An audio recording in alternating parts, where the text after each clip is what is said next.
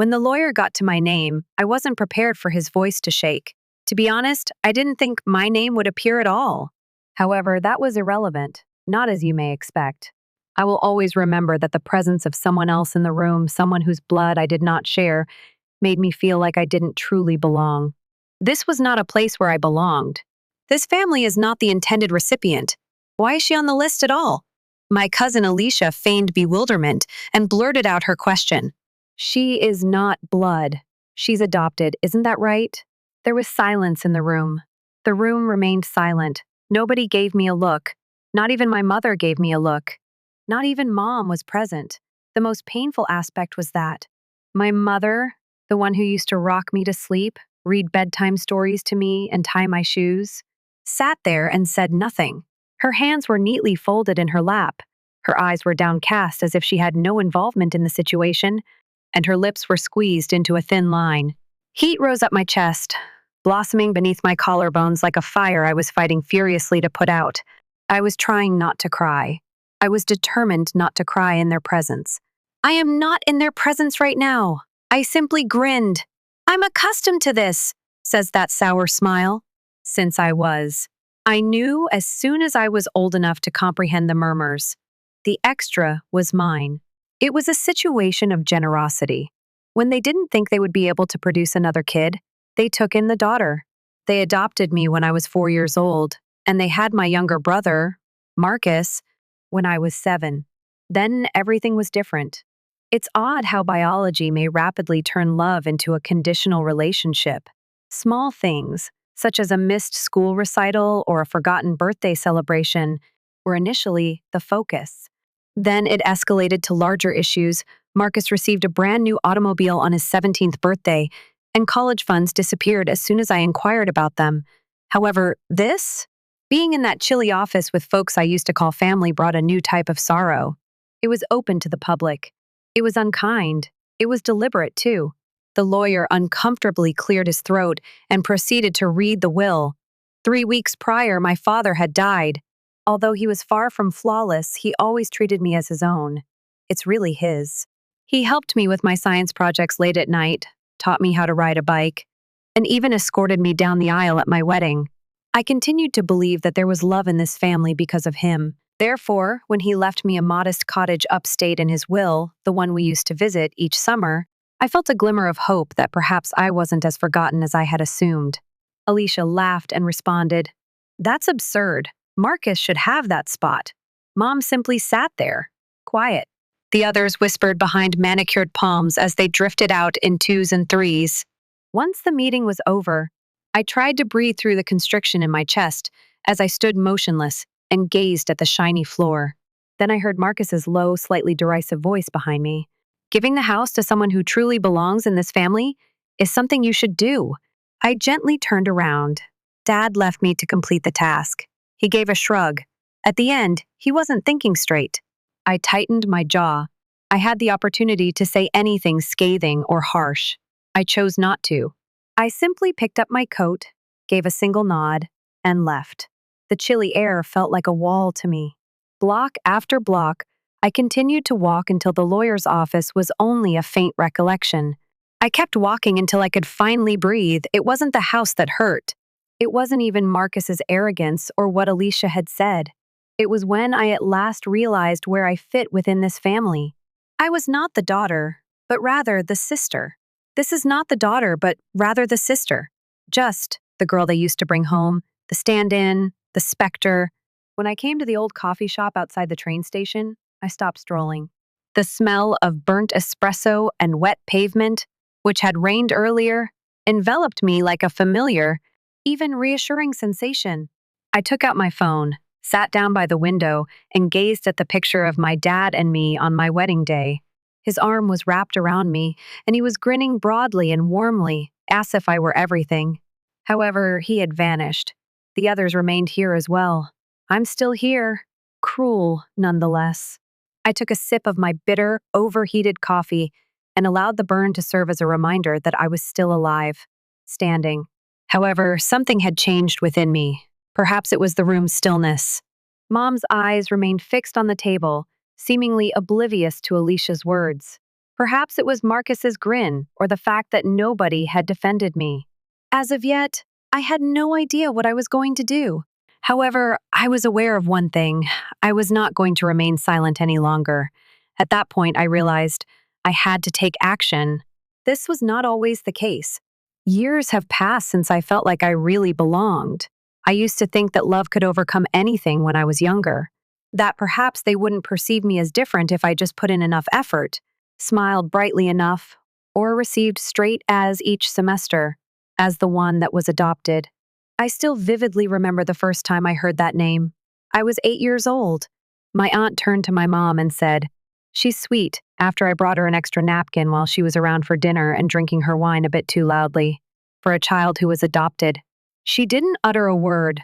What about my mother? She neglected to correct her. She simply nodded and grinned as if it didn't matter. She acted as if my presence was unremarkable. That's when I knew I was two different people. The adopted kid my mother put up with and the daughter my father loved like his own. The functioning of memory is peculiar.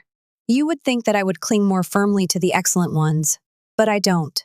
The painful memories are the ones that stay with you, like the time I received a half scholarship and was accepted to my ideal university. I was so happy that I was almost glowing.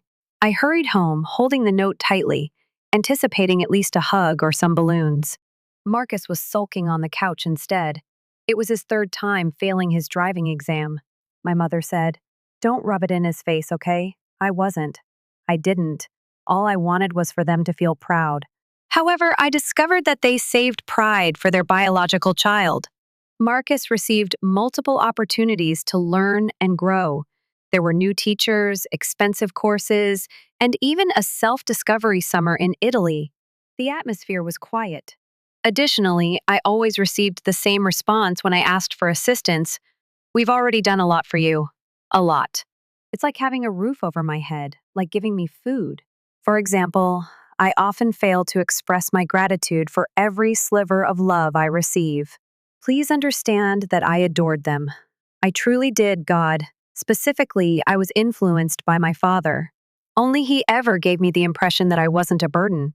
Every time Marcus made a scathing remark about how I was chosen from a catalog, or Mom became aloof or chilly, Dad was the one who grabbed me away and said, "Ignore what they say. I own you." However, he was no longer present. Finally, the truth about this family came to light. I believe I've always known. All I wanted to do was avoid seeing it. I hoped that things would change with time. I hoped that if I was kind enough, devoted enough, and giving enough, they would stop viewing me as an overstaying guest. Birthdays are something I recall. Marcus invited the entire neighborhood to his festivities, which included hired clowns and an abundance of gifts. Was it today? I had ice cream and a late dinner.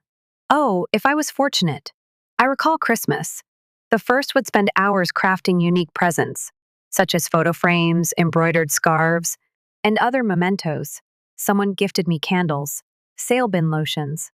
The plastic mug still has the clearance sticker attached. The money wasn't the point. It was about leaving a lasting impression. I felt as though my presence in that house was diminishing with each passing year.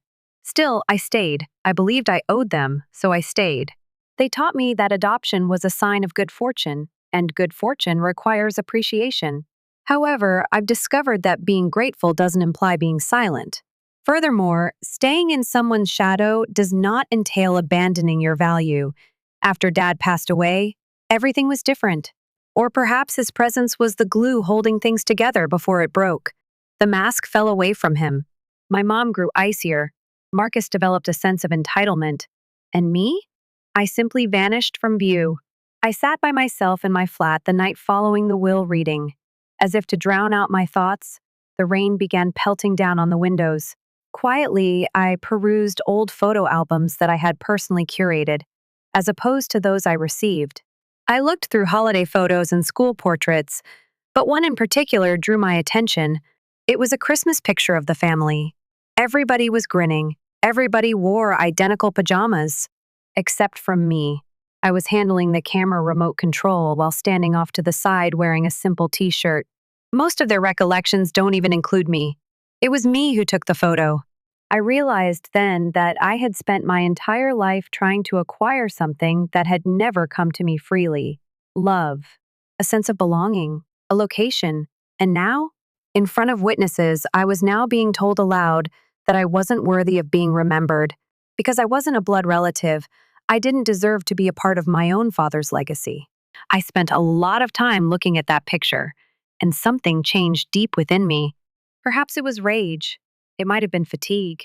But after years of being too scared to inquire, I at last asked myself, why do I continue to try to win their love? And the longer I pondered that subject, the more I understood that I had no solution. I had completed everything. During college, I worked. Marcus dropped out twice, and I helped him both times. After my divorce, I moved back in with my parents and paid them rent for 6 months.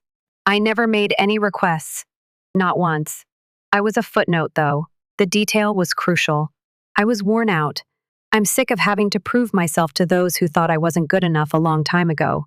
And perhaps, just possibly, I needed to quit requesting a place at the table. I would construct my own.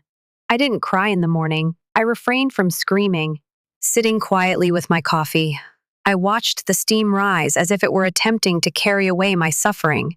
Something inside me had gone cold, but it was the kind of cold that comes when you've had enough, not the resentful kind that seeks retribution. This is the type of food that replenishes your energy. That day, I didn't report to work. I rarely called in sick, but I did. Even my boss sounded taken aback. "Are you all right?" he inquired. I responded with a simple yes, as I couldn't think of anything else to say. "It's just a family affair." My tongue felt like ash when I said that word, family. Later that afternoon, I pulled out the manila envelope I had been holding on to for years by opening a filing cabinet drawer.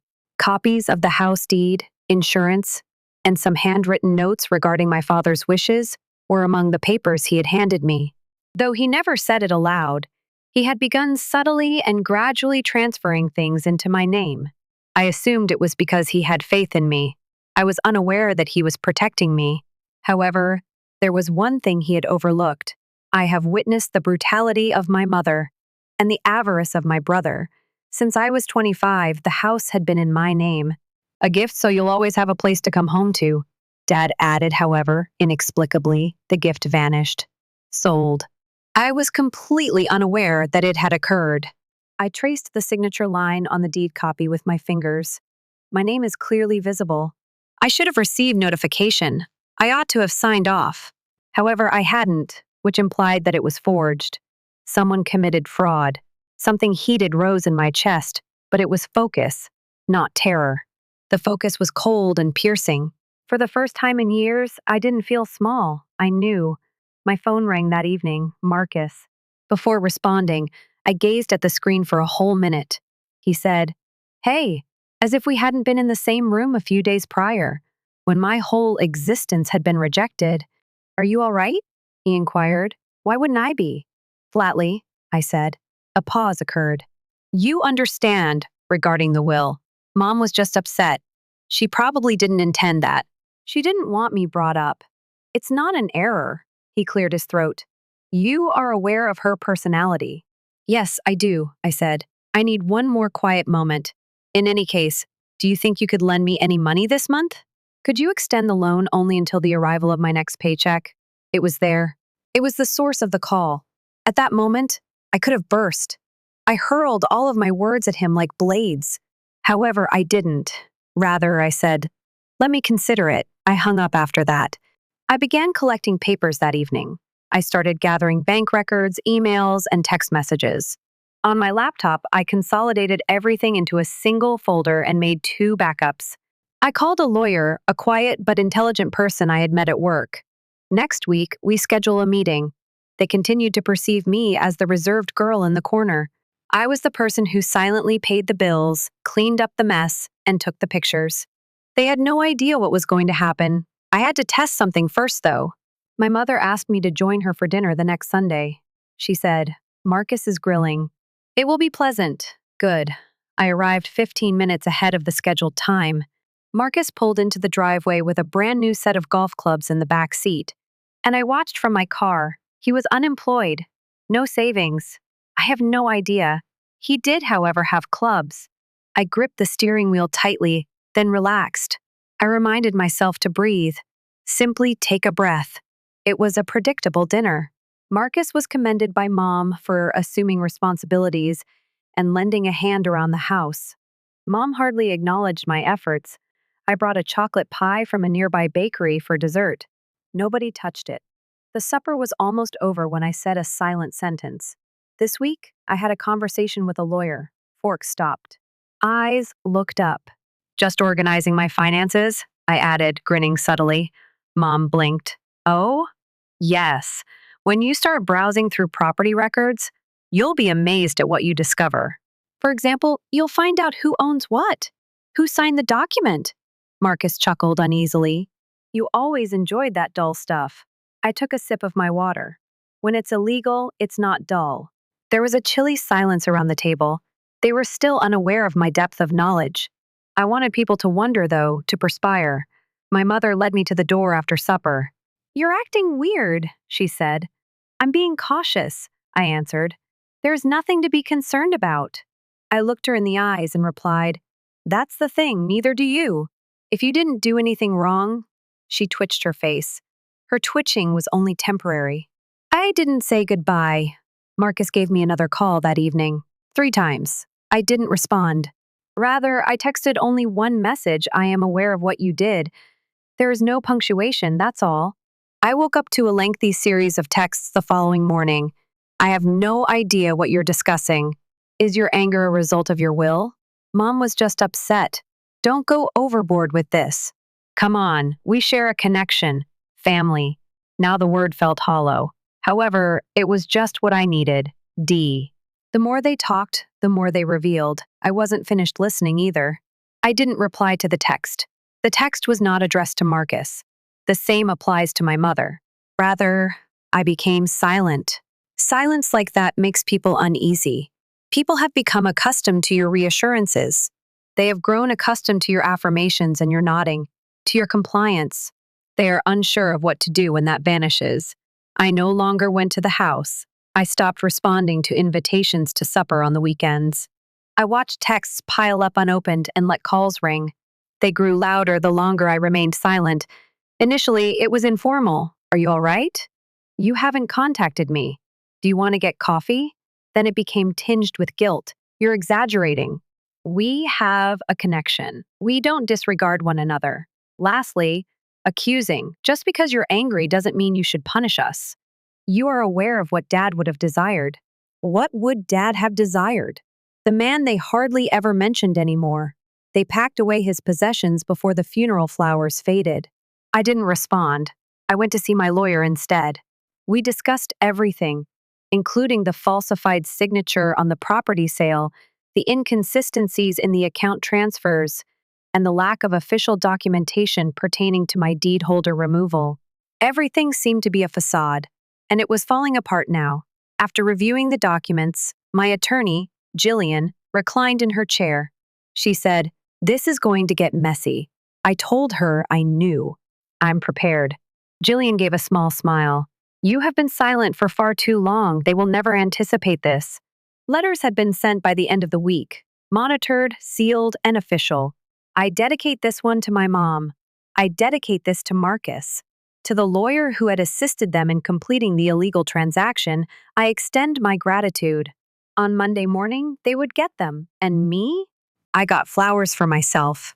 My father used to say that even on the coldest days, yellow tulips reminded him of spring. I sat in the silence after setting them in the center of my small apartment.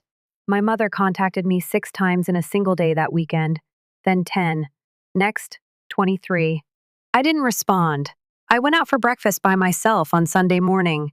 I ordered pancakes, took my book, and took a slow sip of coffee. In my purse, my phone was vibrating all the time. I never even checked. There were 2 voicemails when I got home that afternoon. One was from my mom, and the other was from Marcus. Calm panic was the tone of both. The composure concealed desperation behind civility. Can we have a conversation? Before things get out of control, we should take care of this. I listened to their voices while sitting on the couch with a level of detachment I didn't believe I was capable of. I had the impression that I was witnessing the dissolution of someone else's family. Perhaps I was. When adopted into a family that never really considered you as one of their own, you learn to love from a distance. You acquire self-defense skills without requesting authorization. I had finished my questioning. I heard a knock on the door late on Sunday night. It would be someone I knew.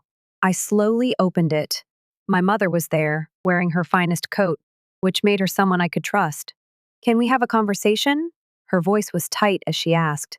Without saying a word, I moved aside. She sat on the couch's edge and looked around as if she was trying to find something to condemn. Nothing was present. My home was peaceful, cozy, and clean. She had no place in it. She said, "I got your letter." I gave a nod. She gave me a prolonged gaze. "You're making things really hard." It nearly made me chuckle. "I sold my house." "We must," she yelled. "Marcus was having problems. He owed money to dangerous individuals. To hide his mess, you stole from me?" She winced. "That wasn't the case. You weren't using the house. I owned it." She cast her gaze downward. "It was only your name on paper." I became heartless. "Isn't it just what you all say about me? That, on paper, I am family." She parted her lips, then shut them. I bent over. "Listen, Mom, allow me to explain. I'm not punishing you with this. I'm doing it because you've been telling me I didn't belong for years. And now? I think you're real." She blinked quickly, tears welling up but not spilling out. "Avoid doing this. Please don't ignore us. The day you informed a lawyer that I didn't matter, you abandoned me." Quiet. At last, she got to her feet. "I will speak with Marcus. We will find a solution." I walked her to the door and said, "You'll have to. We have already set the court date." She gazed at me. "You wouldn't." I stared at her, cool and collected. "Observe me." I shut the door after that. The apartment's air was still, calm. I didn't feel like I was waiting for someone's approval for the first time in years. I had finished my performance. They continued to believe that I was bluffing. However, I had evidence, and I was going to put it to use. The hearing was scheduled at 10:00 a.m. on Thursday. I kept my trip a secret from everyone. I didn't invite anyone. When I still believed that winning my family's approval would win me love, I wore a black pantsuit, the same one I used to wear to job interviews.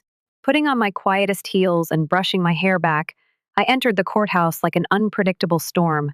They had already arrived. Marcus and my mother sat side by side, both of them clearly tense.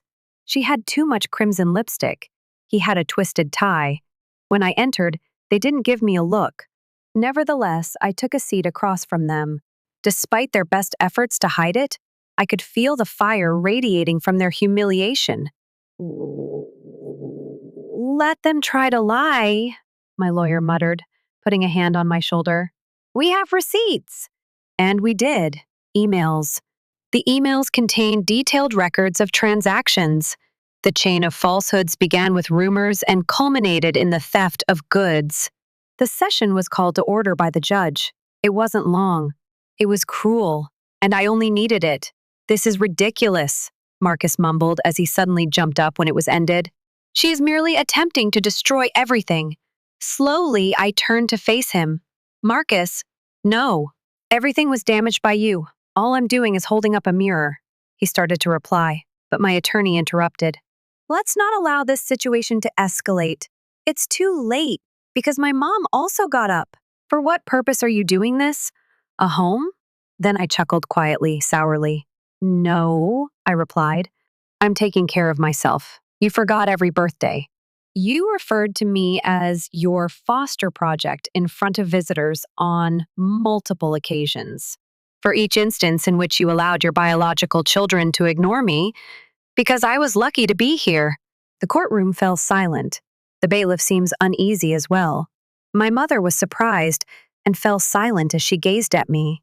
I saw her for the first time not as my mother, but as a woman who had no idea what love was unless it was conditional.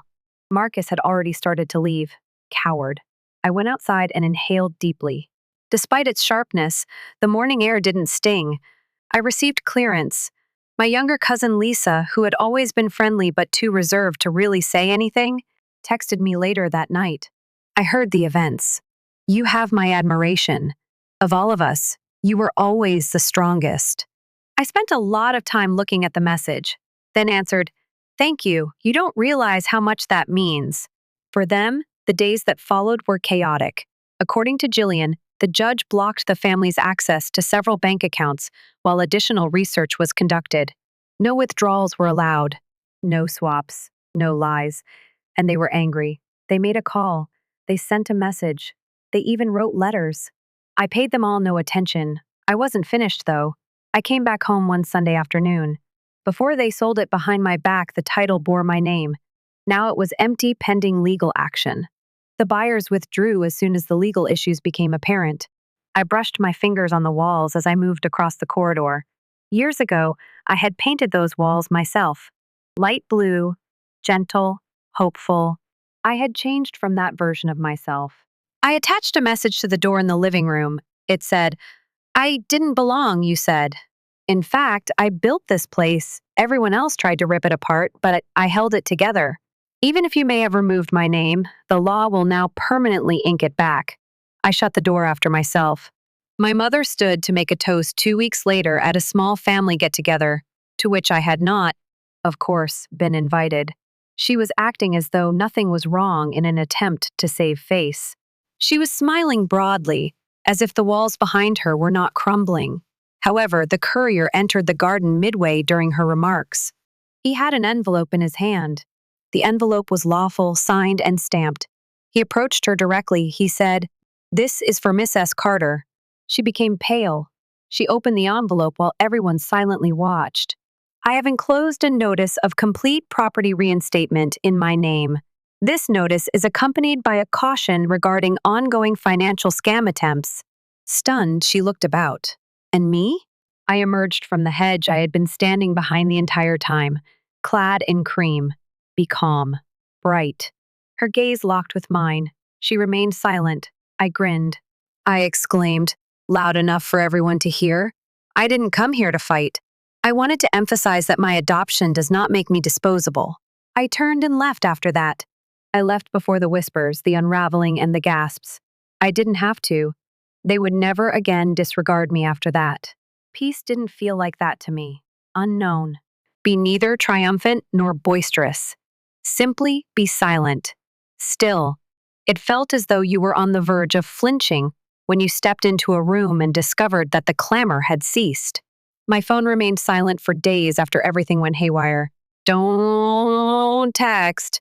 Avoid making angry phone calls. There were no voicemails filled with guilt.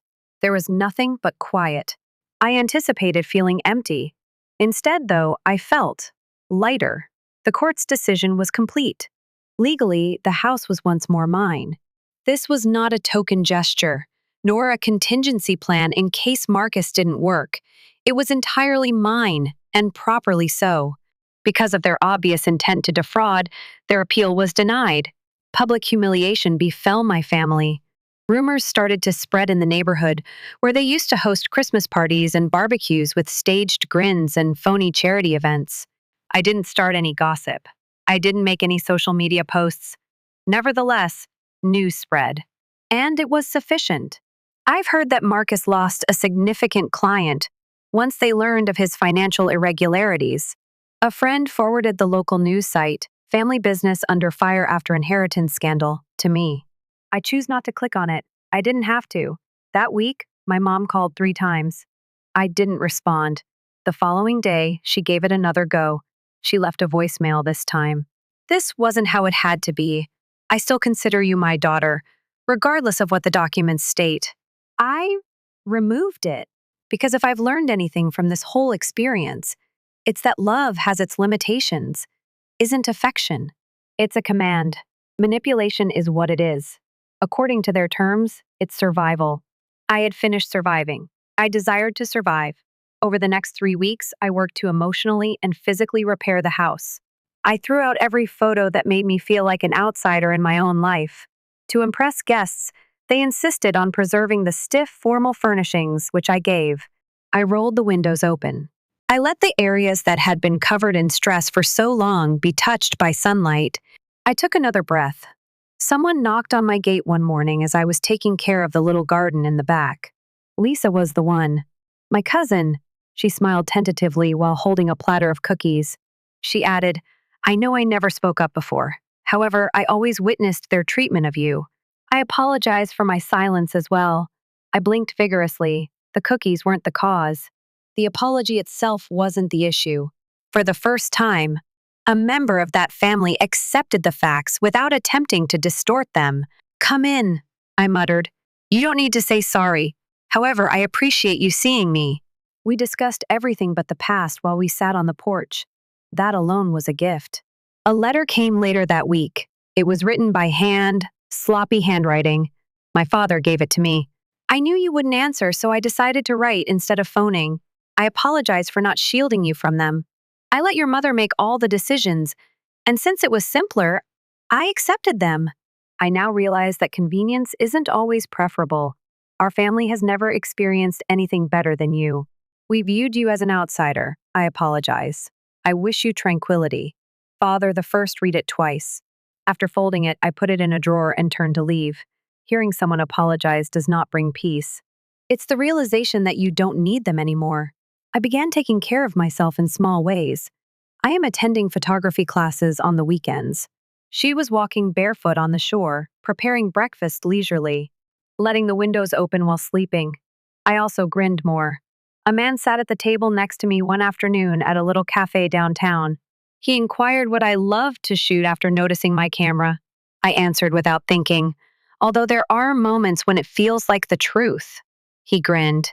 It's not common. We spoke for a long time, almost nothing, almost anything. He didn't inquire about my relatives. He showed no interest in my background. I was only the person I was at that very moment. And it was sufficient. I had just lately picked up the habit of writing in my journal, and I did so that evening. I attempted to prove my belonging for years. However, I now understand that I don't need to struggle to occupy space. I am sufficient. Even though they don't express it, even if they remain the same, I am sufficient. I had a good night's sleep. For the first time in what felt like an eternity, I didn't dream of being alone. I never imagined knocking on doors that refused to open. I had a dream about doors that I could construct myself. I could go through them without having to beg. No evidence. I am alone, making my own decisions. It's odd that stillness now feels like a gift after once feeling like a punishment. My stomach no longer knots up when I wake up. No unread message is waiting to depress me. I don't have to brace myself for any unexpected calls. It was only me, the birds outside my window, and the morning light. I no longer monitor the old family group chat. I don't have to. After I departed, they stopped readmitting me, perhaps out of pride or embarrassment. It makes no difference. I've given up attempting to infer their opinions of me. I no longer try to convince people of my value. I can now see it for myself. My goal in redecorating the house was to reclaim space, not erase history. I put old pictures of me laughing, growing, and standing strong in plain sight, painted the walls in gentle earth tones, and put tiny potted plants in every available space. At last, my house feels like mine. I have also begun a new endeavor. Kids' photography lessons at the neighborhood community center are a little side endeavor. They enter, shy and inquisitive, and depart with amazed eyes. Not all of them have much. A few are in foster care. Like me, some people are adopted. I don't share my tale with them. Do you believe individuals like me can truly experience love? Inquired a young girl. I knelt next to her, met her gaze, and uttered, Indeed. Yes, 1,000 times over. Never allow somebody to make you feel inferior. You are right where you are. I had to fight back tears when she grinned so broadly. Not all healing occurs during significant events. Occasionally, it manifests subtly, such as when you don't stiffen your shoulders when someone inquires about your family. Alternatively, it could be the realization that an entire day has passed without you thinking about the person who has wronged you. Or when a stranger says your name, it feels more personal and meaningful. I still occasionally run into my former family at gatherings hosted by mutual acquaintances, the grocery store, and the church. They give a nod. I return the nod. What's different today, though? I'm not a shrink. I don't wait for an invitation. I don't long for their acceptance. I simply take a breath and continue to walk. A few of them attempted to get back in touch. For the holidays, my mom gave me another card with the words, "Love you always, Mom." However, safety isn't always a sign of affection. Additionally, maintaining your peace occasionally entails keeping your distance. I don't despise them. However, I've discovered that you don't have to give someone back access to forgive them. It's for me to forgive. Stopping the bleeding over the same wound is a silent decision. Giving up on trying to alter the past is a silent decision. It is important to choose joy despite the events that have transpired. These days, I usually sit on the porch with a cup of tea in the evenings and watch the sky become gold and purple. There isn't any drama, no stress, just tranquility. I occasionally ponder what my life would have been like if circumstances had been different. Had they considered me their own? If only they had shown me the kind of love I longed for. However, I no longer yearn for that version of events. Because I am the owner of this version, the one I constructed, boundary by boundary, brick by brick. It's true. It is silent, it's powerful, and it's sufficient. If anyone here has ever heard the statement, "You don't belong or you're not real family," I recognize you. You're not invisible. You are not inferior. Furthermore, you can assert your position in the world without anyone's approval. Love doesn't have to be earned. You deserve it. You have the right to peace without compromising your honor. Not because you battled for it, but just because you are here, you deserve to be selected. And I'll tell you this if no one else does, you deserve it. You are complete. You're at home.